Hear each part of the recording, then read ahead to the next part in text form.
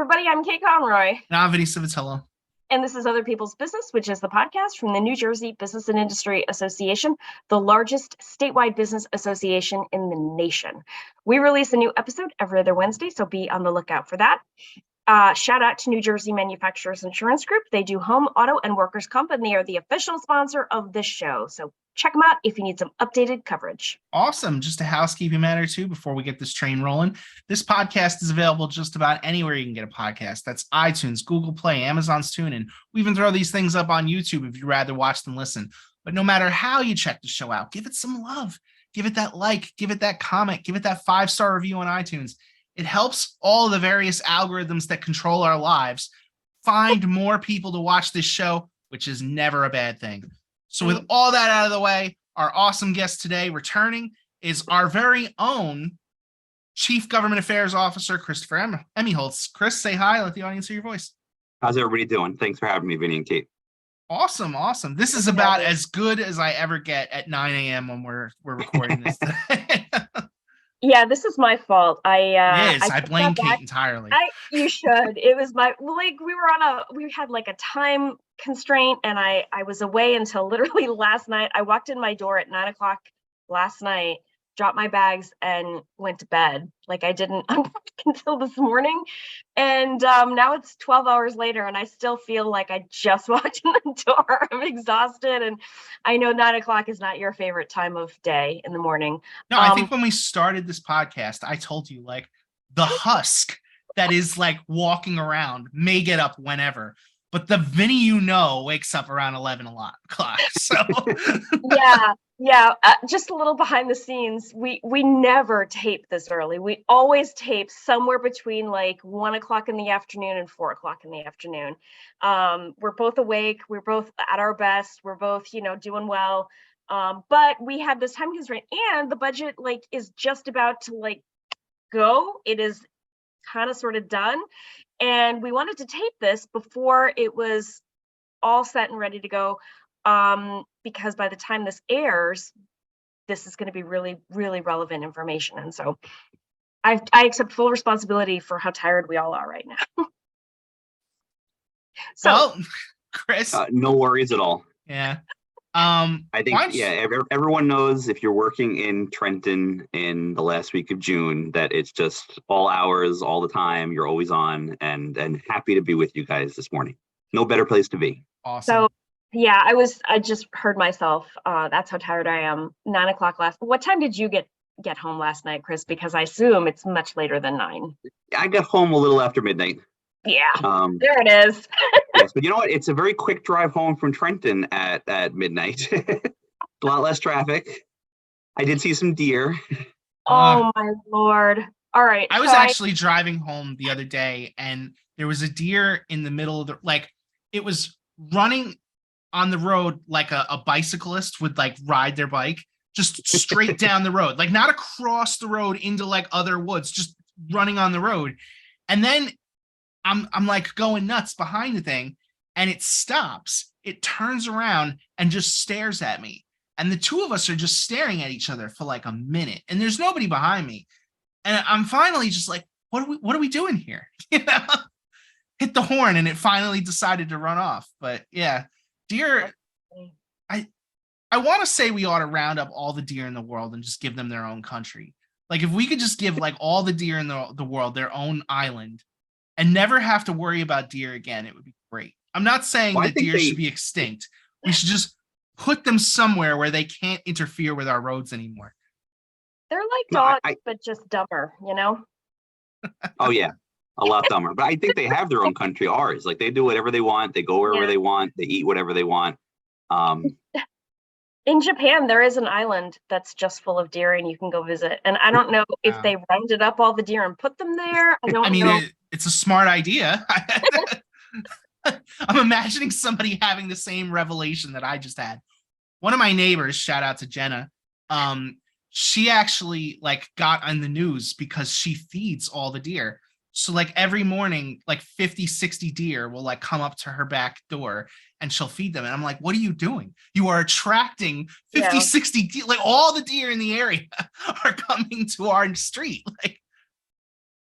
That's interesting. In Minnesota, I think it's illegal to do that because there are so many deer hunters. Well, And so they didn't you're address luring that in the them. article, I'll tell you that. I mean, you're sort of luring them to their deaths. It's kind of bad and wrong, I guess. I don't know. There should be some sportsmanship to hunting, I guess, is the belief. I feel like we are off the rails already. It took no time at all for us to go off the rails, Vinny. This is 9 crazy. a.m. It's 9 a.m. I don't even know. Are we supposed to be talking about what we're binge watching at this point? Is that what it is? Yes. That's what happens at the witching hour on this podcast. Yeah. All right, so yeah, let's as much as I cannot wait to get to the government affairs discussion, which are No one words wants to hear that. I've never said those words out loud before. Let's do the icebreaker. What are we all currently binging? And I literally just finished a show, so I'm happy to go first if Yeah, go ahead. I just finished the second season of The Bear on Hulu. What's The Bear? It is amazing. The Bear. It's about a restaurant in Chicago that this guy has to come home to. His brother owns this restaurant, and the brother kills himself, and so this actual chef has to come home and help dig out his family in this family restaurant. And it is initially, like, the first couple of episodes are really stressful because the story is told from his point of view, and he is just drowning in stress, and all of his culinary skills are being put to use, frying hamburger meat and like drizzling Cheese Whiz onto, sandwiches. And he's miserable. The restaurant is miserable, but he feels this obligation. That was season 1. Season 2 is where they take the restaurant and they elevate it and they make it so much better. And they actually bring in actual chefs. It was some of the best television I've ever seen in my life. Wow. Fantastic. The Bear. You got to watch it. Okay. And I'll check it out. Yeah. What was that on again?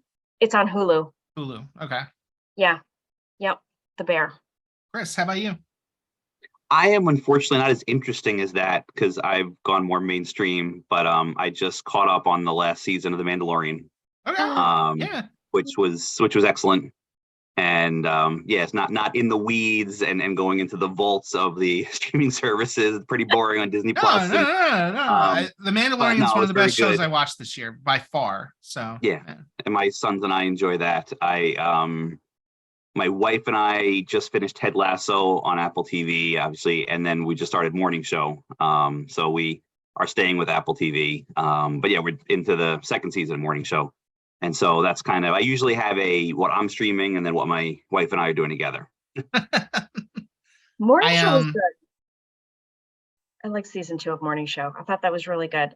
I'm not necessarily looking forward to season 3 because I feel like the story that they've told is kind of wrapped, but I don't know. I'm looking forward to hearing what you think when you finish season 2. Okay. I will let you know. That's actually how I felt about The Mandalorian. Like the first 2 seasons, like everything leads up to the end of season 2. And I genuinely thought that was the end of the show. Like when I watched that, I was like, oh, all right, this is the series finale. And then I hear that they're coming back for season 3. And I'm like, what are you doing? Like, this is over. Like, why? Yeah, but season 3 was great. And I really enjoyed it. Those like event TV's structure on events very easily can turn into the typical episodic, like what's happening this week. Because like how many shows have there been about TV? And like so easily the morning show had a theme that's kind of maybe it's run its course, but then it could easily turn into like a Murphy Brown or whatever other like TV shows have been out there over the years. And so it could probably, if they want to milk it, they could go into one of those things. But yeah, that theme, I could see it petering out. But yeah, I'll be interested to see how season 2 ends. Yeah, I loved Murphy Brown. That's been a long time, right? Such a long time ago show. Good call out. Didn't they bring that back? No, I don't think so. No, they definitely brought it back. I don't know if it's. They did? I'm sure it's still. I'm not still going, but yeah, Kate's Googling it right now. There was absolutely 100% a Murphy Brown revival. Hold on. Don't worry, take your time. I'll just cut out whatever unnecessary, silence there is while you're doing it. Murphy Brown revival canceled at CBS 2019. Yeah. See, so it was like relatively recently and came back. Yeah. It must have been really short-lived. Yeah, I would be surprised if they made it beyond one season. One season Yeah. canceled after one season. That's a bummer. You know, Murphy Brown, there's a BIA reference that we've used on Murphy Brown at times because there was a lobbyist back in the day that ran through his assistants like Murphy Brown. And so we kind of said he was the Murphy Brown of Trenton because there was always somebody new. Funny. Mm. Can you dish the dirt, spill the tea? Who was it? Nah, I don't need to get into names there. I'll tell you after the show. Okay. Yeah. Fair enough. All right, VC, what are you binging? You know, it's funny. All right, so I don't think I talked about this one because I went back in the last few episodes, but I haven't really been binging much recently. But I did finish The Marvelous Mrs. Maisel since the last time, like I don't know, talked about it. Yeah. But yeah. And I would recommend it. I know you dropped off of that show at some point. So I don't know, mad. season 2, season 3. I watched up through the last season, but I was mad about it the whole time. You got mad at it? I was really mad because season 1 was so smart and good, and each successive season got demonstrably worse. Just yeah, I think it stalled for a little while. Like it was, I don't know if it was filler or what, but the 4th season, they tell you like right off the bat, like I want to say episode 1 or 2 in the 4th season is like she will become a megastar. Like she's gonna become like the next Lucille Ball of like that time period, you know, like ultra, you know, like flying around in her private jet megastar. So the question is, how does she get there? Like, because it seems like it's not working out. Like season 3 was kind of all about it, like sort of it not really working out. And she kind of tells the manager, Lois from Family Guy, whose name escapes me at the moment. Alex Borstein. But what's her name on the show? Susie. She tells Susie, like, this either needs to happen or not now. Like, we're not doing this anymore. Like, this happens now or not. So that's the ultimatum that gets, like, dropped on the table. And so the whole season is about getting there. And then they sort of manufacture another issue to resolve itself by the end. So that, because you already know that, like, the arc of the whole series is going to work itself out, they need to figure out a way to make it so, like, all right, what is that thing you're hoping will happen by the last episode? So there's some, I won't really tell you what that is, but they do that. Or no, I can say there's a huge rift between Maisel and Susie in the epilogue stuff, because it's sort of like Better Call Saul. Every episode has like this is what happens after the show is over.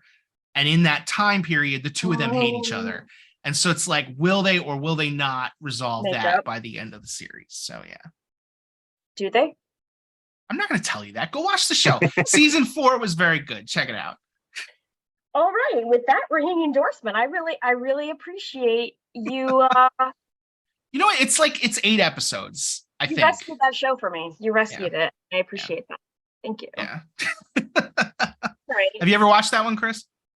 No, I haven't. My wife has, and said it was good. I don't think she's all the way done with season 4, but I've heard good things. Yeah, I mean, it's a solid show. Amy Sherman Palladino is a great writer, and I could never remember her name. Rachel. But did I just say that she's going to be the next? She's going to be the next Lois Lane. I was just going to say, yeah, she just got not recast. She just got cast as Lois Lane in the next movie. So looking forward to seeing that. Yeah, and the James Gunn taking over the DC universe, he's doing a new Superman, new Lois Lane. The Superman I did not know, but the Lois Lane, like I've liked her from House of Cards, and obviously never seen Maisel, but heard it's very good. Yeah. If you want to see just a snapshot, season 1, episode 1 is an excellent hour of television. Yeah. You don't need to keep watching it after that, but just talk about range and camera work and dialogue. It's just a really tight, excellent hour of television. I've never seen anybody what do you call it, shout out the camera work on Maisel. There's one long you gotta watch this show. The camera work is phenomenal. You're getting like television movie critic 101 when you come on this podcast. Not just what's going on in the world of business. It's everything. Yeah. This is the problem with being friends with a film buff, because they like to make fun of you for stuff. Well, I noticed that kind of stuff. Back in the day, my friend Brian and I always used to talk about how, like, when somebody wants to talk about like a movie that's not that great, but like they need something to say about it. It's always the cinematography. Like the cinematography in that movie is phenomenal. But, no, I'm definitely looking forward to the movie because I've been a big Superman fan all my life. I really don't feel like there exists a perfect Superman movie. I know a lot of people really put over the Christopher Reeve stuff. I would say currently, if I had to choose a best Superman movie, it would actually be Returns, that a lot of people don't like. I love that movie. Yeah. But even that is far from perfect. So we could. No, I thought that was good. Yeah. I like old school Superman 2. Old school Superman 2 is fun. It's very campy. The campiness is fun, but it's fun. There's more action there than some other ones. The fight scenes, Zod is like a good bad guy. Yeah, because you can't imagine in a real world, how does a Lex Luthor compete with a Superman? Yeah, it doesn't make any sense. But then a Zod and Superman, you could see that. Well, generally, the Lex Luthor competes with Superman because he is the smart to Superman's strong. Like Superman can't compete with how smart Lex Luthor is. So like you have that dude that's Superman like outsmarting you. He's not dumb. I mean, he's like, you just called him dumb. He's not as smart as Lex Luthor. I think we made some news on this podcast today. Yes, exactly. Vinny says Superman is dumb. I think the title of this podcast should be Superman, Just a Pretty Face. Sure. Unless something more important comes up in the next 20 minutes. Yeah, absolutely. Lois Lane does not care about how smart you are. She's just interested in your looks. Because Lois Lane needs to be the smartest person in the room. That's who she is, right? So she wants to be with somebody who's kind of dumb and pretty. I'm going to think about psychology of Superman. We go from filming 101 to psychology 101. Sure. This is the best conversation we might have ever had on this. I love it. For the sake of everybody in the C-suite who's totally watching this specific episode, let's get to what Chris does for a living. So, Chris, before you mentioned that you were out doing the budget stuff until midnight last night, tell us a little about what that's like. So it's an insane night, but usually the last week of June for anybody involved in New Jersey state government, Trenton work, it's always an insane week. And this week was probably more insane in some reasons because if you go back to the beginning of this budget process, so every year the governor announces what he wants the budget to be, or she, in the case of Governor Whitman back in the day, what they want the budget to be back in February. And then the entire spring, the legislature is debating it, discussing it, hearing about different issues. And then our state constitution says that midnight on June 30th, we must have a new state budget in place for the fiscal year that starts July 1st. So they have this deadline. And you would think they're no longer kids in grade school, middle school, high school that are going to like pull an all-nighter. But no, we pull all-nighters and go right up to the deadline. I actually had to hover over my little calendar thing in the corner here to be like, oh, it's the 29th. As of the moment we are filming this, it's 9 a.m. on the 29th. But yeah. So there's almost like a second deadline that people don't talk about, which is what we saw last night, is that there has to be a calendar day between when the budget passes the budget committees and when the budget gets voted on by the two houses. So Friday the 30th is the last day that the Senate and Assembly could vote on the full budget to get it to the governor to make it law. And so if it's Friday the 30th, that means that midnight last night, it had to pass the committees. And literally, it was a little frustrating because we were there. BIA every year is supposed to try to testify on the state budget because we want to make sure they're hearing the perspective of the business community on the budget as like the institutional players in Trenton. And they were like, you know what? We don't want to let anybody testify because we're that close to midnight where it might push us over the edge. And so they probably got done around 11:45 last night without letting anybody testifying, running through everything they were doing, and even kind of getting annoyed that the Republicans, as the minority party, that often their job is to criticize the process. And there was a hell of a lot to criticize last night. We're going too long. And I think the Democrats are getting a little annoyed, and the majority party, like, hey, guys, we got a deadline here. I was going to ask, what is, I don't want you to take this the wrong way. What is it that you do, like when you're not a legislator, just kind of hanging? Because honestly, the way I picture, because I've never been there. I've been at the State House, but I've never been like in the budget process at midnight. But the way I imagine it is you have a bunch of lobbyists in the room going, like all the way up until midnight. I don't know. Like I see a lot of videos of and Kate can probably talk more about this, like the English Parliament, and it really is just people going. Yeah. It's a free for all. Yeah. Or it looks like one on TV. It looks like one on TV, but yeah. Well, what is it like? Like, what do you get to? How does BIA interact in this process at that point? Yeah. No, that is an excellent question, and it's probably a little bit of both. Probably a little less yelling. There's no, but there is a little bit of waiting around and in the lobbies, in the halls, just kind of socializing at times. But then there is work, and as I said, like BIA, the Business Industry Association, as Kate said, the largest in the nation. Our job is to be there to represent our members in this process and to make sure the voice of business is there throughout the whole thing. And if the legislature or anybody else is trying to kind of pull a fast one on business, and you know what, like that sounds funny, like pull a fast one. There have been years where they did a last minute maneuver that really did something bad for the business community. And now, are we going to be able to single-handedly stop it? Oftentimes, no, but we can make a difference. We can make them feel guilty about it. We can make them think twice about it. And we're there to represent our members, just like the halls are full of a lot of other lobbyists representing their clients, representing their associations. But it's important as that institutional player to be there. But it's beyond just being there. An example, the budget, I was hearing rumors that day. I was talking to legislators on the side of the committee about things that we hope to see in the budget, things that we want to make sure weren't in the budget. And so that there's a role for that. But there was a bill that moving alongside the budget, a tax bill that will help a lot of BIA members that I'm looking through the bill that passed last night, actually not a couple nights ago, and one house made a mistake and the bill did not pass an identical form as the other one. So at that point, I run over to the aid of the one committee that is still sitting around waiting for the budget and thought they were done on this bill. And I was like, it's like, if you don't fix this bill today, we can't vote it on Friday and get it to the governor's desk. And that'll cost BIA members potentially millions of dollars if it's not done when it's supposed to be done. And so he's like, oh, okay. And then he fixed it. He sent me the amendments. They looked like they were good. They matched up everything and it was good to go. But if we weren't there catching that, and if we weren't there kind of prodding the people to fix it, then that could have been a mistake that the business community would have suffered from. Yeah, for sure. So you mentioned that in February, the governor kind of says, this is what I want the budget to be. And in June 30th, it gets voted on. At the point of June 30th, are people usually happy with it? And when I say people, I mean, the people voting on it. Or is it just sort of like, all right, we've hit the deadline. This is where we are. Let's just stop. How do they just decide arbitrarily? And I know it's not arbitrary. We have it in the Constitution, but how do we just decide this is the day where if we're not happy with it, we're just going to go forward?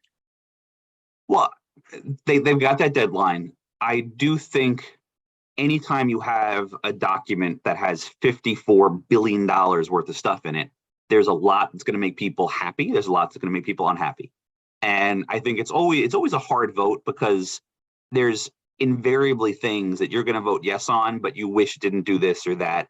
And you're going to vote no on, but you're happy that it does a few things in it. And there's a lot, unlike a lot of bills, it's probably much more of a scale. And is it more good or more bad? And the legislature have to make a decision. And you also do have a little bit of a dance of the party in the majority is often getting more of what they want. The party in the minority is often getting less of what they want. But most people agree that the budget is good doing certain things. Like you want to make sure you're paying your bills and your debt, and you want to make sure you're paying your health insurance costs. You want to make sure you're paying increase in school aid, paying the pension payments, all those things. They're not really partisan. You put all those things together, they're not really partisan. It's the vast majority of the budget. And so yeah, I was going to say, how much of it is like the actual portion that we argue over? Like, it's usually, I want to say maybe it's, 5% of the budget every year. It's a small, and usually most of the budget is exactly the same as what the governor proposed months ago. And so they wind up, which is the silly part this year, because the governor proposed a very generous budget. And so we were hearing, oh, there's not a lot to debate about in this budget. Budget's going to be very easy. And then towards the end of the process, Speaker Coughlin came up with this Stay NJ plan to make New Jersey more affordable for our seniors, which is a laudable goal, fantastic thing. Kind of came up with it at the end of this budget process. And then all of a sudden, the hope of having a budget where no one had to fight about anything kind of stopped. And now people were fighting about this new program, which has a very good intent, but it's something that'll be ultimately very expensive. And so the governor, the Senate president, the speaker had to kind of wrap their hands around that. And they got to a place where they agreed and then got back on track. But that kind of took away the idea of an early process. And then the other issue that I think was the delay over this past few days is when you have a giant budget, the largest in state history, a very healthy surplus, that there's a lot of spending. And so a lot of legislators are asking for things. So you have very important things like BIA partners closely with our county colleges. They're getting $20 million more in aid because of a lot of their needs. And that's a good thing. County colleges need that. A lot of the higher ed investments throughout the state are good investments. But you also see $500,000 for a senior center, $1 million for a little league, money for a cheerleading squad. And you're like, really?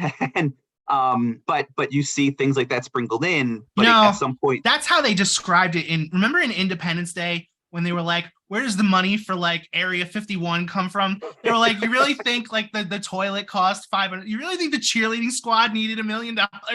This is something to think about. I bet they're going to be very nice cheerleading outfits that they have next year. And you know what? The state's paying for it. Sure. I have so many problems with that, but I'm not gonna jump down that rabbit hole. I want to ask you to help anybody who's listening who doesn't understand what Stay NJ might be. Can you explain that? So Stay NJ is a new program that, as I said, the speaker proposed.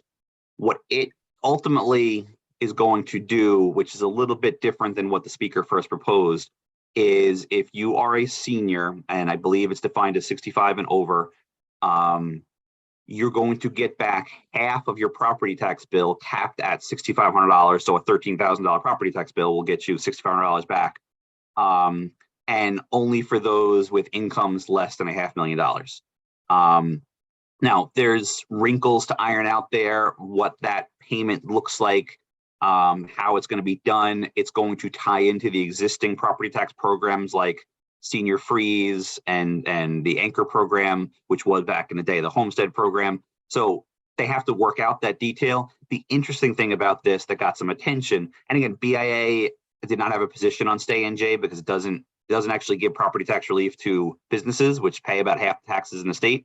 But it's still a noble thing to try to make it more affordable for our seniors. BIA has led the discussion for years on the issue of out-migration, and seniors leaving the state is a problem. And if this is, as the name implies, if this is going to help seniors stay in NJ, that's not a bad thing. And so is it more expensive than it should be? Is it a little bit unwieldy in how it's going to work? Maybe. And that's something that other folks that were more engaged in this will debate and work on. But that's it in a nutshell. But the interesting thing is it's not the payments for this, but with this law that goes into effect, or probably the end of this week, it will not take effect till 2026. So no senior will see any relief until 2026. And that was some of the criticism when this was probably moving how through. long it's going to take everybody to agree on it and vote on it. So, so that's an interesting feature. The pessimists and skeptics in the legislature and watching the legislature will say that, you know what, this is an election year.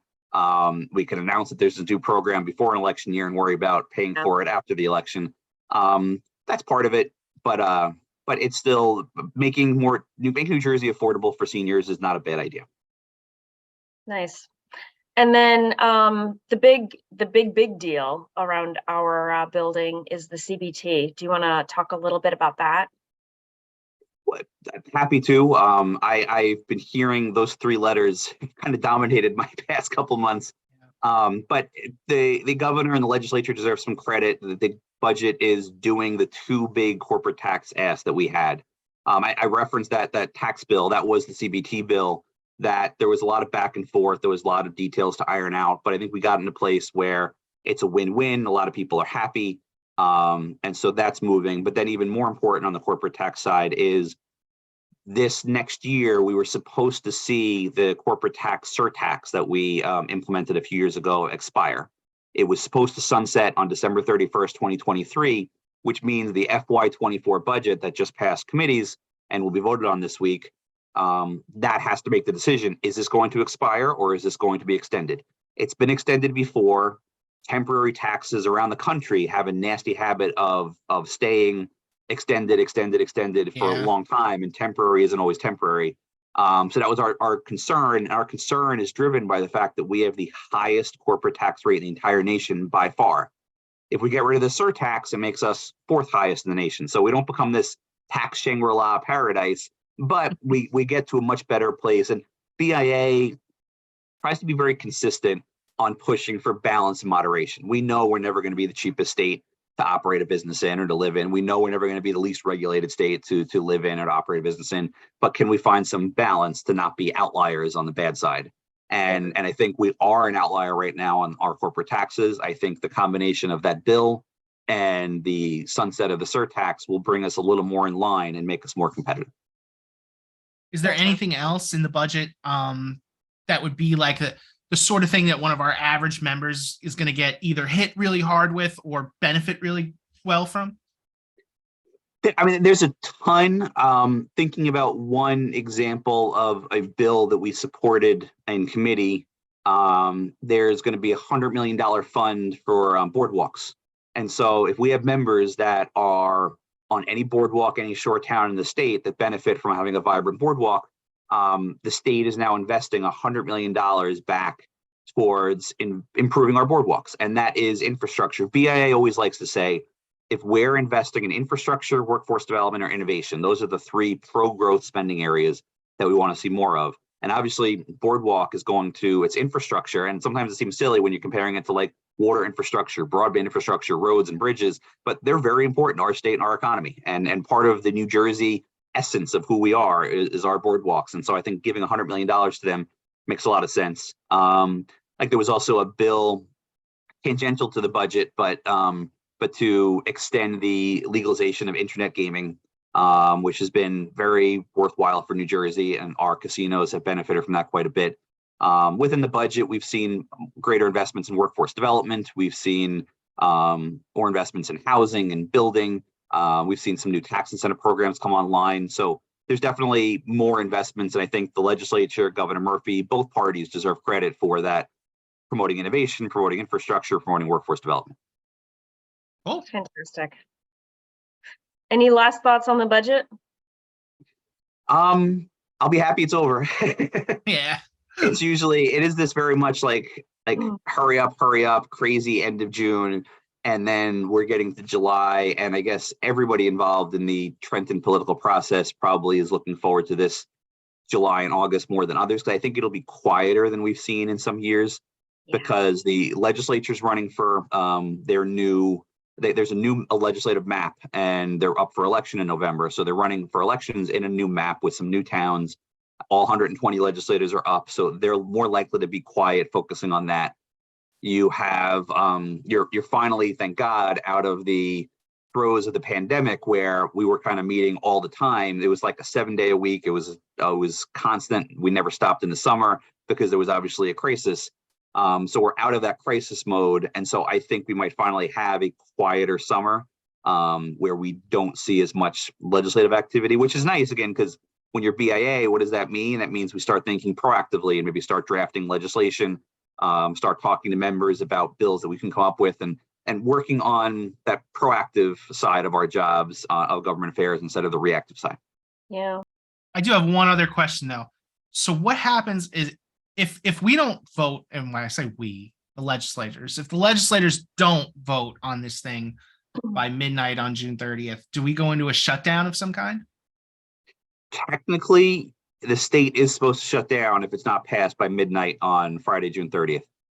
But there have been ways around that. Like if they know that it's going to get done that Saturday morning, or they know it's going to get done like the 1st or 2nd, and it's a weekend or it's 4th of July holiday, like, you know what, we don't need to shut down the state. Because again, there's technically no money to pay for the state's electric bills, for the state's health insurance bills. But is PSE&G, JCP&L turning off the power of state buildings that like 1201 if there's no budget? No, like there's bills that have to be paid, but they don't necessarily get paid like real time by the minute.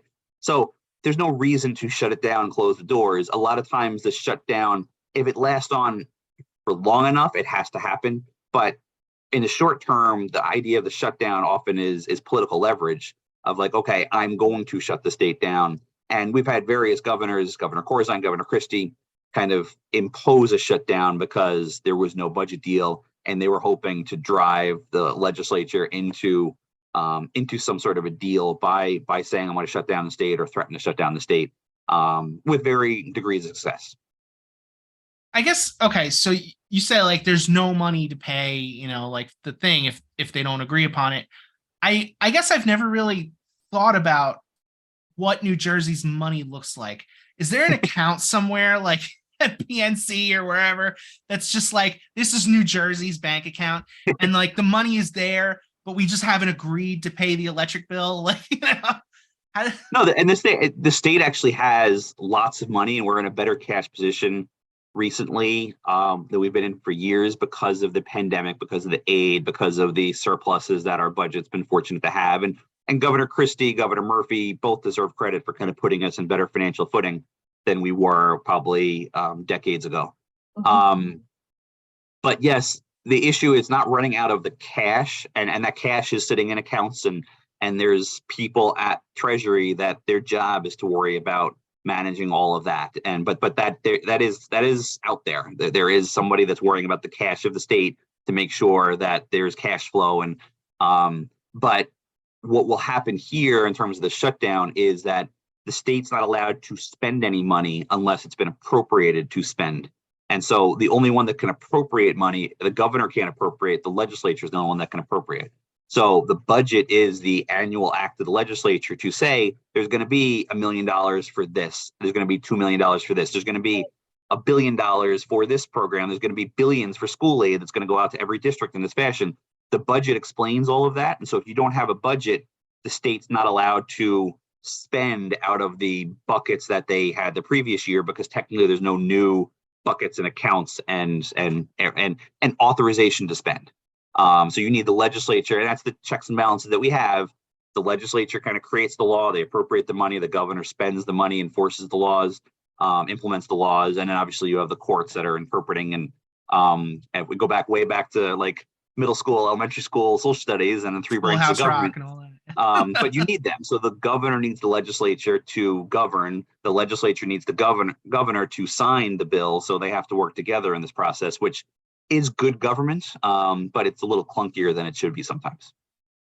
I remember like 15 years ago that there was a state shutdown, and correct me if I'm wrong, but I want to say that the law imposing the June 30th deadline is relatively new and was reacting to one of those last major shutdowns. Like I have friends who work for the state, and they were all like furloughed for those, that week or whatever it was. It was a crazy time to like be in New Jersey and just watch it unfold, right?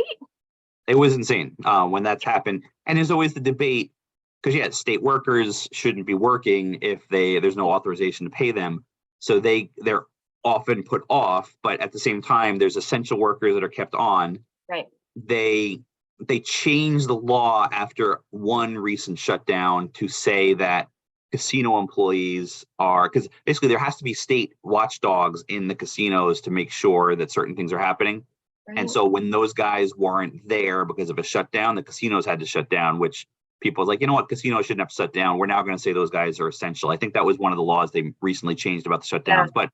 But yeah, state parks get closed, state offices get closed. And then there's often, if there is a shutdown, there's often the debate after the fact of, do we go back and pay those state workers that didn't work? And I think historically that's happened, but people are always worried about that. Oh my God, am I not going to get paid this week for my furlough? And does it wind up being like a couple days vacation, or does it wind up being like without pay? I think they worry about without pay, but I think it almost always happens where they go back and get the retro pay. Yeah, I think that's true. Okay, one last question that's sort of not budget related. I'm just realizing I could talk about this forever because I I think it's fascinating. But I'm realizing what time it is. So one last question, not budget related. Any elections within New Jersey to watch this year? Because they're all up for election, right? Yeah, it's going to be an interesting November.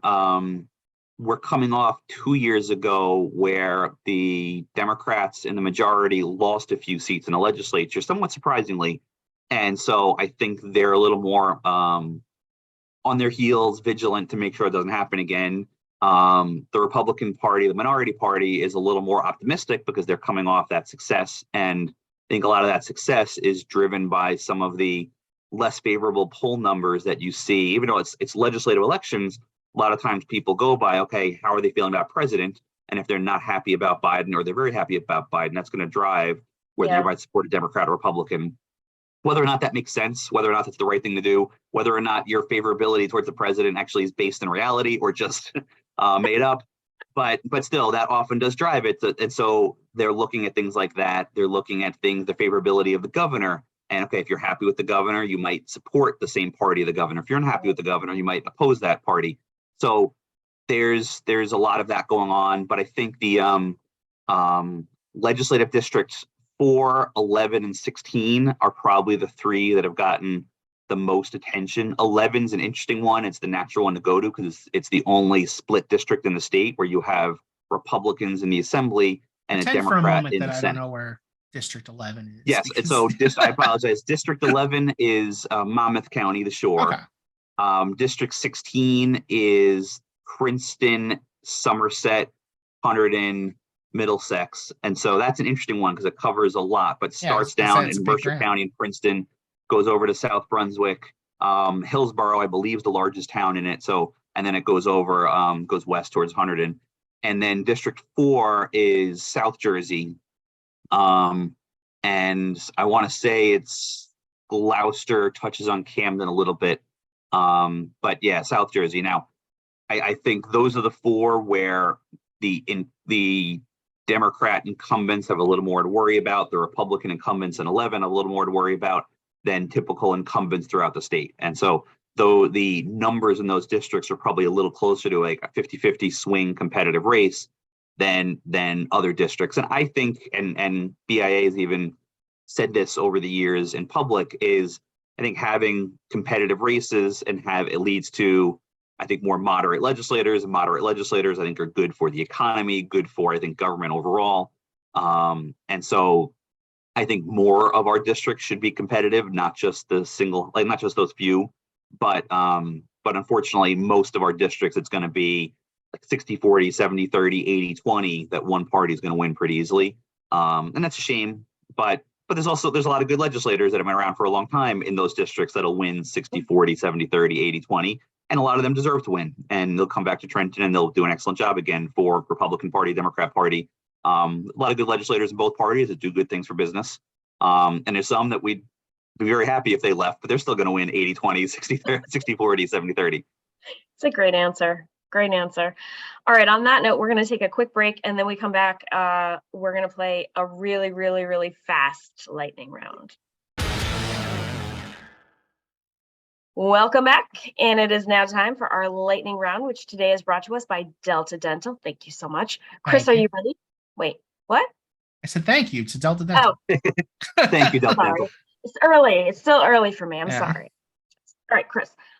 Greatest TV show ever made? Tough question. Being a government affairs guy, I think I have to go West Wing. Oh, solid show. I don't know that I ever finished The West Wing. I think I got I go back and rewatch it. But it's interesting. I had rewatched it when it was on Netflix. I had rewatched it when I was on HBO Max, now Max. But now it was pulled off there because NBC started their own, and so I don't have Peacock, and so I don't know if I'm gonna be able to go rewatch it like I used to, because I like the politics. I like almost the hopefulness of politics and government mattering. And especially in this day and age when you see nonsense from both the right and the left in our political world, that I like to kind of like see the idealized political world. And so no, I enjoy that. Yeah, half-hour shows, I want to say Friends. That's a good answer. That is just timeless. Timeless. All right. Let's see. Friends Favorite is movie? another one I don't think I finished, but okay, go ahead. Sorry. Friends? No, after a while. I mean, I definitely watched like the first 5, 6 seasons or so, but I don't know. So there were a couple of seasons that were hard. You know, when the writers got tired and they started to like try to make Joey and Rachel a thing, that could have been better. They could have done a better job. You know what I mean? But the end I feel like was really satisfying. The ending It was a satisfying end, but I just think the timelessness of it, and there'll be people that debate because there's probably things that are less politically correct today. Right. Yeah. That they did back then. I tend not to get as worked up about that, and I think people in general get too worked up about that. But I think like you could always put an episode on, and it's like 11 o'clock at night. You just got done. You're tired, and it's going to make you laugh. Yeah. And I know people that go to bed at night listening to Friends on their earphones just to kind of like calm them down. Yeah. It's just timelessly funny. The characters are just timelessly likable. Yeah. Even with all their flaws and all their stupid things they do, but it's just there's a likability to it that it's hard to replicate, and that's it's good TV because it's not easy to just be funny. That's true. That's true.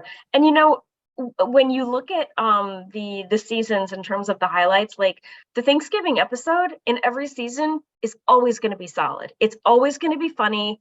The Thanksgiving episode is just always going to be great. So even if you did like one Thanksgiving episode after another, I didn't even realize that was a thing about Friends. You know, I remember they had one early on where like Monica and Ross were playing like touch football, or maybe it was regular football. I can't remember, but that's what I remember about that. Yeah, there were some really high level guest stars of their Friends. You know what I mean? Like Brad Pitt guest starred, Julia Roberts guest starred on Friends once upon a time. Like what? It's crazy. Anyway, all right, moving on. Let's see. Favorite restaurant in New Jersey? Ooh, that's a tough one. I might want to say Toscano's in Bordentown.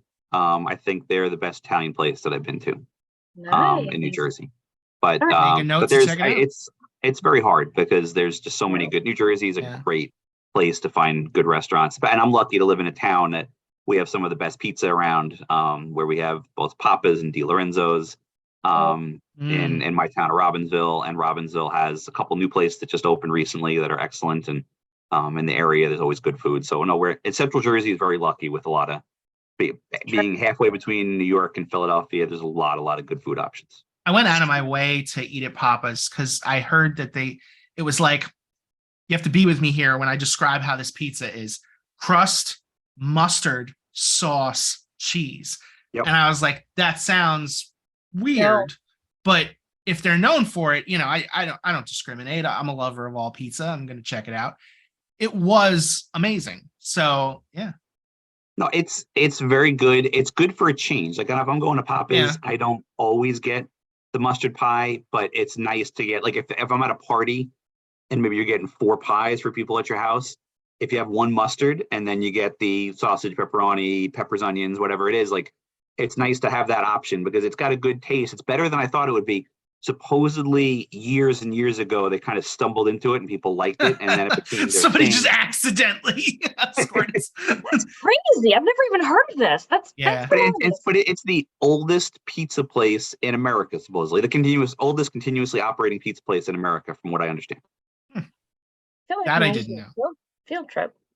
All right. Farthest from New Jersey you've ever been? I would say probably Italy.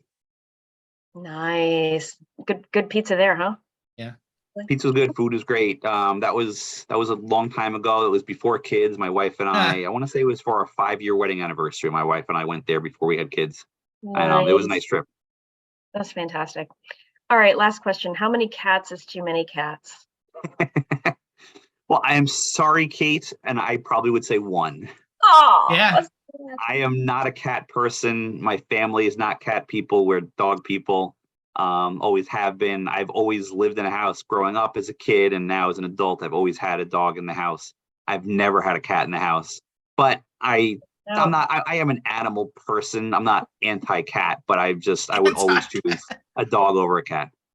Yeah, it's funny, before we started recording, and I wish we were recording at the time, Kate's cat Razor was on the desk, and like the tail was just waving, and she's like trying to get out of the way, and she couldn't. And now we're actually recording, and it's such a shame. She's camera shy. Yeah. He got bored with us. He's sleeping now. He's over there sleeping.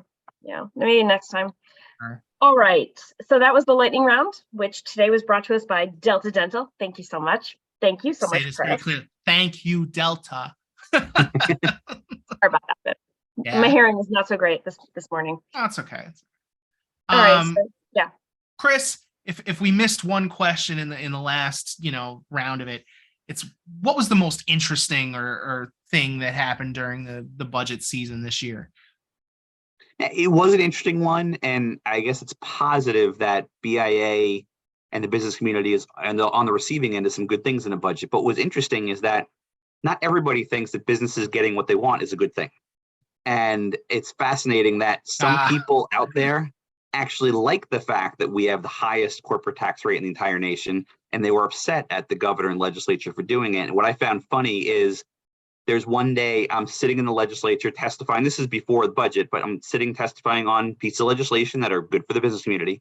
And I look on my phone and I see on Twitter that there is a group of advocates that obviously are not business advocates that are protesting and having a rally in front of the State House. And then they're saying, we're going to march on BIA to show how awful it is to lower taxes. And I'm like, well, most people, I think, want taxes to be lower. I think most people would not want to have the highest tax rate in the nation. But you know what? This is America. God bless them. So they had a nice little rally in front of the State House. They walked a few blocks to the Business and Industry Association's building, and they stood on our front steps and they took pictures saying, we want Amazon to pay more taxes and we want other corporations to pay more taxes. And they were upset that we're not going to have the highest tax rate in the nation after this budget takes effect. I kind of find that ridiculous. I find it a little funny. But you know what? There's people that believe in everything and they think that it's a bad thing that we're not paying more taxes, and they have the right to do that, and they did. And thankfully, the legislature and governor didn't listen. Yeah. I thought it was kind of funny because this is a little peeling back the curtain. Most of BIA staff this day, I'm going to say, is remote. I mean, not everybody, but like most of us are remote. So when I heard about that, I was like, who are they protesting? There's like Gonzo and Jane in the office today. But, yeah. It was the IT's people fault that were lowering. Yeah, exactly. I was like, most of the people in the office today, when I say today, that day, probably don't even know what they're talking about. It's like the office manager and our IT staff. Yeah. No, they opened the door to try to figure out how to help. They would not have. They would have been like, you need to, I don't know, nobody's here. You got to talk to somebody who knows what this is about. I can give you the number. I've never been so upset to be remote in my life. I wanted to get like a sign and make a sign that was like, put Coke in the fridge instead of Pepsi or Sprite. Like march on BIA. Then when like the reporters took the pictures, I'd be like in the picture with like Michelle Zuckerberg would be like, wait, is that Vinny? Oh my God, that would be pretty funny. Fun times. That would be funny. Yeah, next time then. Next time. Mm-hmm. Normally at this point in the show, I'd ask if there's anything coming up you want to promote. So let us know, and if not, I'm sure Kate's got something because we're all one big happy company anyway. Well, I mean, thinking now that things are going to calm down a little bit, and I know something we're looking forward to working with Kate and the rest of the BIA staff on is our public policy forum. Is one of BIA's big events in the fall that gets back to government affairs and just talking about almost like a year in review and a year preview at the end of this year. So I believe it's November, right, Kate? Yep, it's like November 27th, 28th, right in there that week.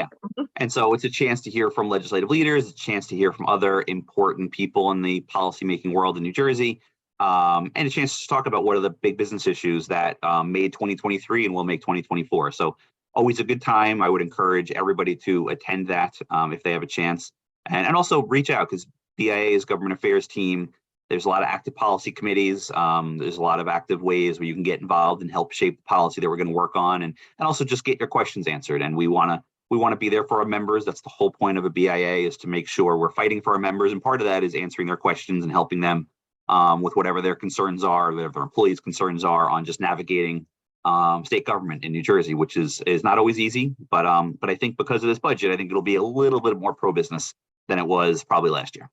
Awesome. Yeah.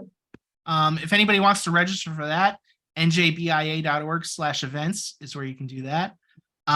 You just mentioned our members' concerns. If any of them have concerns or they just want to get a hold of you to ask questions, how can they do that? You could reach out to, and I don't know if my Emigholz, CEMIGHOLZ at njbi.org is my email. You could also, I don't know if this is appropriate or not, but I put my cell phone out there, 609-751-2957. It's on my business card, so it's out there in the world. But we want to help our members. And so if you have any government affairs question, if there's any entity in New Jersey, state, local, county governments that you could use some assistance with, and we could make your life a little easier, that's what we're here for. Again, we're a member association, and we're happy to help wherever we can. Cool. I love it. And, let me just jump in with a pitch for any non-member who might be listening. We work so hard to make the lives of businesses easier because we realize that you're the drivers of the economy. You employ New Jersey residents. And so if you're not a member yet, but you like what we're doing, definitely let us know. And we would love to have you join our ranks. No, thank you for saying that, Kate. I know, like, an example of those non-members, you join, you get involved, you be on one of those policy committees, you have a chance to, this corporate tax bill I mentioned, we had a work group of a bunch of members of the tax policy committee that got together and worked out what this bill should look like, and the things that we want to make sure weren't in it, things we want to make sure were, and members had a chance to influence policy, and ultimately the policy is better for that. So that's a neat opportunity if you're a member of a BIA. And I would encourage members to take advantage of that, but also the non-members, you join and you get those chances and those opportunities that not everybody does.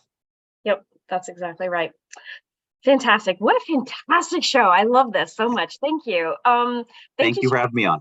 Oh, it was our pleasure. Our pleasure. Thank you to our listeners, especially the subscribers. We really appreciate the support.